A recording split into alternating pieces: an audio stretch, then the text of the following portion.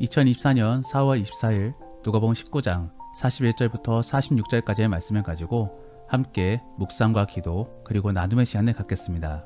먼저 오늘 본문 말씀부터 함께 듣겠습니다. 가까이 오사 성을 보시고 우시며 이르시되 너도 오늘 평화에 관한 일을 알았더라면 좋을 뻔하였거니와 지금 내 눈에 숨겨졌도다.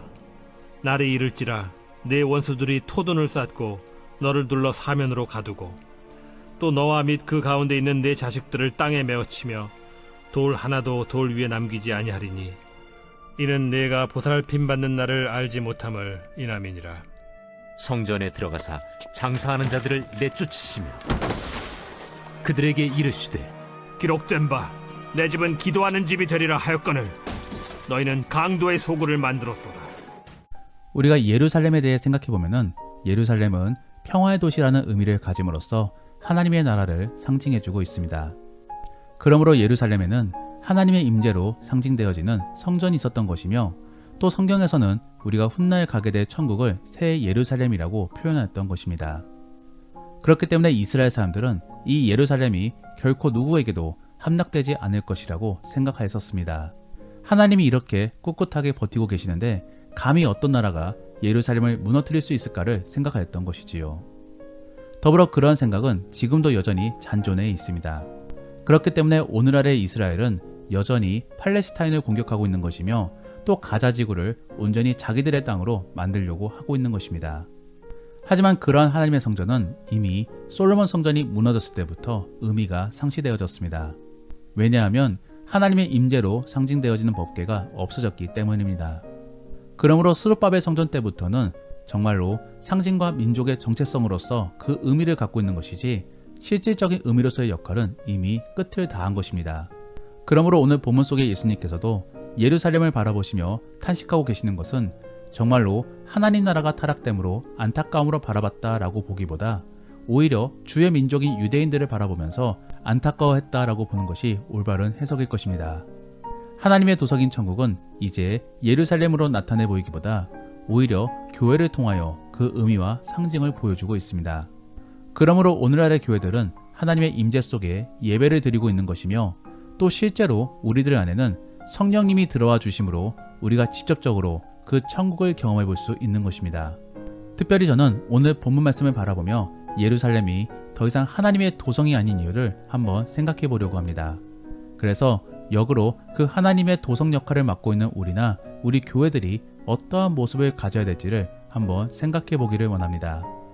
첫 번째로 예루살렘이 더 이상 하나님의 도성이 아닌 이유는 하나님이신 예수님을 하나님으로 인정하고 있지 않기 때문입니다. 오늘 본문의 42절 말씀에서는 예수님이 이렇게 한탄하고 계십니다. 이르시되 너도 오늘 평화에 관한 일을 알았더라면 좋을 뻔하였거니와 지금 네 눈에는 숨겨졌도다. 여기서 말하는 평화에 관한 일은 평화의 왕이신 예수님이 오신 일을 의미합니다. 즉 진정한 살렘 왕이신 예수님이 이 땅에 내려오셨는데 유대인들은 그러한 사실들을 온전히 인정하고 있지 않았던 것이지요.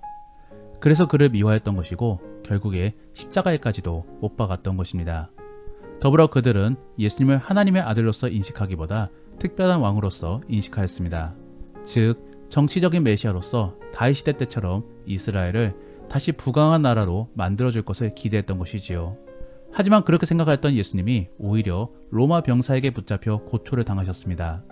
그러자 그들은 예수님에 대한 배신감이 더 컸던 것입니다. 앞서도 언급하였듯이 천국 및 하나님의 도성의 가장 큰 특징은 하나님의 임재입니다.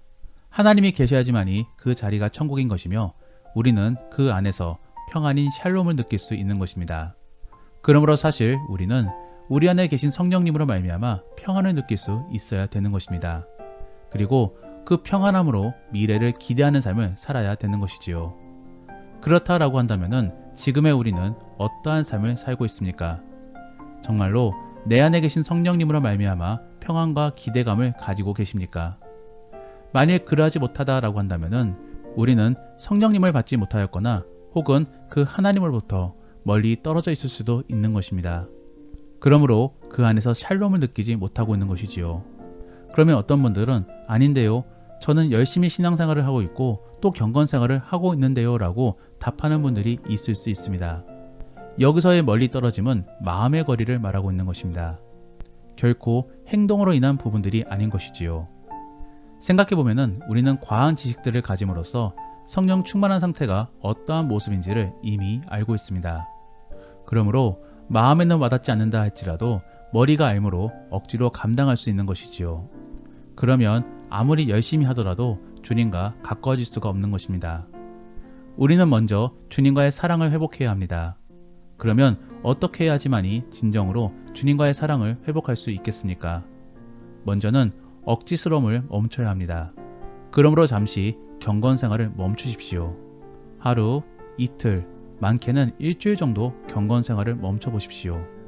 그리고 그러면서 내가 이 경건 생활을 해야 되는 이유에 대하여 한번 생각해 보시기를 바랍니다. 만일 정말로 하나님을 사랑하고 있는 자들이라면 아마도 주님의 부르심을 들을 수 있을 것입니다. 그래서 다시 한 번 더 경건 생활을 해보고 싶고 또 기도 및 말씀을 읽어보고 싶은 마음들이 생겨날 것입니다. 그리고 그도 아니면은 찬양이나 설교를 듣고 싶은 마음도 생길 수 있는 것이지요. 그러면 거기서부터 다시 그리고 천천히 경건 생활을 가지면 되는 것입니다. 그렇게 자연스럽게 그리고 원함으로 경건 생활을 시작해야지 우리는 하나님과 가까워질 수 있는 것입니다. 그리고 그렇게 해야지만이 우리는 진정으로 예수님을 의지할 수 있는 것입니다. 우리가 정말로 교회가 맞다라고 한다면은 우리는 예수님을 하나님으로 인정하고 그분을 의지하게 될 것입니다. 그리고 그러한 의지함은 결국 시간이 날 때마다 틈틈이 주께 아뢰고 주의 생각을 엿주는 것이지요. 그러므로 기도가 일상이 되어지는 것입니다. 더불어 그러한 기도 속에 주의 음성을 듣고 싶어 스스로가 말씀을 찾아보게 되는 것입니다. 그리고 또 거기에 말씀을 더 알고 싶은 마음에 설교도 들어보게 되는 것이지요. 그리고 또 한편으로는 주를 더 깊이 묵상해보고 싶은 마음에 찬양을 들을 수도 있는 것입니다. 이러한 모습 및 자연스러운 흐름을 통하여 주를 의지할 수 있기를 원합니다. 그래야만 우리는 교회로서의 모습을 갖추게 되는 것입니다. 사랑하는 성도 여러분, 진정한 교회로서 원함으로 그리고 자연스럽게 주께 더 가까이 나아갈 수 있는 복된 그리스도인들이 될 수 있기를 원합니다. 두 번째로 예루살렘이 더 이상 하나님의 도성이 아닌 이유는 패망의 그림자가 드리워져 있기 때문입니다. 즉 사망과 고통이 예정되어 있으며 또 그를 통해 더 이상 희망이 없기 때문입니다. 오늘 본문에서 예수님께서는 이 예루살렘의 미래를 미리 예언해주고 있으십니다. 즉 로마군에 의하여 황량하게 무너지게 될 것임을 말해주고 있는 것이지요. 실제로 예루살렘은 AD 70년에 로마에 의하여 패망하게 됩니다. 예루살렘의 봉기로 인하여 로마의 티투스 장군에 의하여 진압되게 됩니다. 그리고 결국에 예루살렘은 폭사 무너지게 되는 것이지요. 예수님께서는 그러한 미래를 미리 보시며 슬퍼하고 계신 것입니다. 예루살렘의 미래는 암울합니다. 그리고 그들은 사망을 향하여 달려나가고 있습니다. 그러므로 예루살렘은 더 이상 하나님의 도성이 아닌 것입니다. 하나님의 도성 안에는 희망이 있습니다.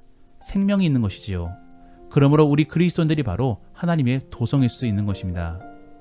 그러면 어떤 분들은 우리도 모두 죽게 되는데 어떻게 생명이 있을 수 있느냐라고 물을 수 있습니다. 하지만 우리에게는 예수님으로 인한 부활이 기다리고 있습니다. 우리의 삶은 이 땅에서의 죽음으로 끝나는 것이 아닙니다. 계속적으로 저 낙원에서 영원한 삶을 살게 될 것입니다. 그리고 그러한 것들을 미리 경험하기 위하여 하나님께서는 우리에게 성령님을 보내주셨고 또 우리가 신앙생활을 통하여 회복을 경험할 수 있게끔 만들어 주신 것입니다. 사랑하는 성도 여러분, 우리의 신앙생활 안에서는 반드시 회복이 있어야만 하는 것입니다. 만일 회복이 없음에도 불구하고 온전히 신앙생활을 감당하고 있다라고 한다면 그것은 잘못된 신앙생활인 것입니다. 억지로 믿을 수도 있는 것이지요. 우리는 우리의 신앙생활 속에서 회복을 경험함으로 하나님의 살아계심을 느껴야 되는 것이며 또 훗날에 영원한 회복을 기대할 수 있어야 되는 것입니다. 그러므로 우리 안에는 회복이 있어야 됩니다. 그리고 그 회복에 대한 경험을 통해 우리는 미래를 기대할 수 있는 것이며 또 용기를 가질 수 있는 것입니다. 사랑하는 성도 여러분, 우리가 정말로 하나님의 도성으로서 그리고 또 교회로서 그 역할을 다하고 있다라고 한다면 우리 안에는 반드시 기대로 인한 긍정적인 모습이 있어야만 하는 것입니다. 그래서 불안과 두려움 속에 살아가고 있는 모습이 아닌 기대 속에 소망이 넘쳐야 되는 것이고 또 믿음 속에 긍정의 말을 내뱉을 수 있어야 되는 것입니다. 여러분들은 어떠한 사람들이십니까? 정말로 주님의 교회로서 믿음의 그리스도인들이 되기를 원하고 또 희망과 긍정의 그리스도인들이 될 수 있기를 원합니다. 그래서 주변에 긍정의 영향력을 미칠 수 있는 복된 그리스도인들이 될 수 있기를 원합니다. 마지막으로 예루살렘이 더 이상 하나님의 도성이 아닌 이유는 탐욕으로 인하여 거룩이 깨어져 버렸기 때문입니다. 오늘 본문에서 예수님께서는 성전의 장사꾼들을 모두 물리치십니다. 그러면서 이 성전은 만민이 기도하는 집이다 라고 말씀해주고 계시는 것이지요. 사실 성전 앞에서 장사하는 것은 단순히 탐욕만으로 그랬던 것은 아닙니다. 멀리서 오는 사람들을 배려하는 것이기도 하였던 것이지요. 실제로 멀리서 오게 되면은 그 이동 가운데 괜히 재물들이 다치거나 상해질 수도 있습니다. 그러므로 성전에서는 성전 앞에서 동물을 구매하게 하므로 온전히 재물을 바칠 수 있게 도와준 것이지요. 다만 문제는 제사장들이었습니다. 그들이 거래에 개입함으로 웃돈을 받고 온전한 동물임을 인정해 주었던 것입니다. 그러므로 예배자들은 더 이상 하나님의 눈치를 본 것이 아니라 제사장의 눈치를 보게 된 것입니다. 그러면서 하나님을 높이는 자리가 아닌 제사장을 위한 장소가 되어버린 것이지요. 예수님께서는 순간의 분노로 장사꾼들을 물리친 것이 아닙니다. 이 동물 매매는 예배자를 위한 서비스의 의미도 담겨 있기 때문에 단순히 없애버린다고 없앨 수가 있는 것이 아닌 것입니다. 그러므로 예수님께서는 본질을 회복시키고자 이렇게 하셨던 것입니다. 즉, 이 성전에서는 다른 사람의 눈치보다도 온전히 하나님만을 바라보며 높일 수 있어야 되는 것이지요. 이처럼 하나님의 도성은 하나님만을 높입니다. 그 나머지 다른 사람들은 모두 대등한 존재인 것입니다. 마찬가지로 교회도 예수님만이 머리가 될 수 있는 것이지 그 나머지는 대등한 존재입니다. 이것이 바로 성경에서 전하는 거룩의 한 모습인 것입니다. 그렇다라고 한다면 우리와 교회는 어떠한 모습으로 살아가야 되는 것인가? 우리의 경우는 다른 무엇보다도 하나님만을 높일 수 있어야 되는 것이며 또 하나님이 우선이 되어야 하는 것입니다. 그리고 교회의 경우는 하나님만을 높이고 그 나머지들은 모두 평등한 존재로서 대우를 해주어야 되는 것입니다. 결코 계급이 있어서는 안 되는 것이지요. 그러므로 사랑하는 성도 여러분, 우리가 하나님의 도성으로서 누구를 높여야 되고 또 다른 사람들에게 어떻게 대해야 될지를 한번 생각해 보시기를 바랍니다. 그래서 온전히 주님만을 높임으로 하나님의 도성 및 그리스도의 모습을 나타낼 수 있기를 원합니다. 그러므로 결국에 주변 사람들에게 선한 영향력을 미쳐 우리가 믿는 하나님이 어떠한 분이신지를 나타낼 수 있는 그런 복된 그리스도인들이 될 수 있기를 원합니다. 기도하겠습니다. 우리가 오늘 말씀을 생각하시며 함께 기도하기 원하는 것은 하나님, 우리가 주만 높일 수 있게 하여 주옵소서. 그래서 결국에 다른 사람들에게도 하나님을 나타내 보일 수 있는 우리가 될 수 있게 하여 주옵소서. 그리고 교회로서의 역할을 잘 감당하기를 원합니다. 주변에 긍정의 모습을 나타낼 수 있게 하여 주옵시고 희망의 메시지를 전할 수 있는 그리스도인들이 될 수 있게 도와달라고 함께 기도하겠습니다. 더불어 오늘 본문 말씀을 가지고 믿음의 나눔이나 혹은 가정 예배를 드린다라고 하신다면은 오늘날의 이스라엘과 팔레스타인의 전쟁에 대해서 생각해 보시며 이러한 일들이 일어난 이유에 대하여 한번 나누어 보시기를 바랍니다. 그리고 천국의 특징들을 생각해 보시며 우리 교회가 나타내어야 될 모습은 어떠한 모습인지를 함께 나누어 보시기를 바랍니다. 그러면 이제 주님과 함께 깊은 대화의 시간을 갖겠습니다. 오늘 하루도 주 안에서 승리하시기를 바랍니다.